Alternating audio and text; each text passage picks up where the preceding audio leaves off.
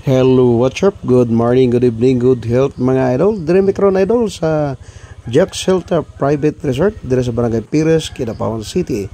Sa kaning dalana dol, padulong ni sa ibabaw dol. Ug kaning isa kadalan, padulong ni sa ubos. So dapin na siya highway dol dire sa Barangay Pires, Kidapawan City. So mosulod ta dol. So dire na ta sa sulod dol sa ilang area dire sa Jack's Shelter Private Resort. So mao ni ilang view sa sulodol, adunay building, convention hall dol. O adunay gamay nga swimming pool. Kanindot silang swimming pool idol, bisig gamay lang ang tubig nagdagay-day permente. So tinaw siya ang iyang tubig. So limpyo pod ilang palibot idol. Og nakanindot idol kay bugnaw ang ilang area tungod kay ang palibot adunay mga kahoy. So mo ni pool view sa ilahang kuan idol, ilahang swimming pool. Gamay lang siya dol, pero okay na siya dol.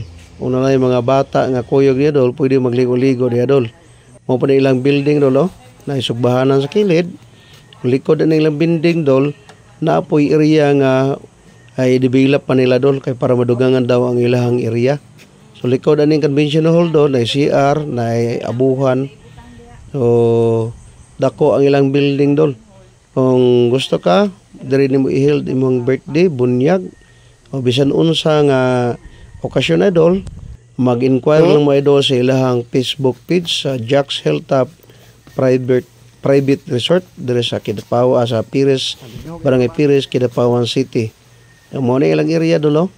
Anindot jud kayo ang ilang area dol kay limpyo ug bugnaw ang ilang area tungod kay adunay mga kahoy sa palibot.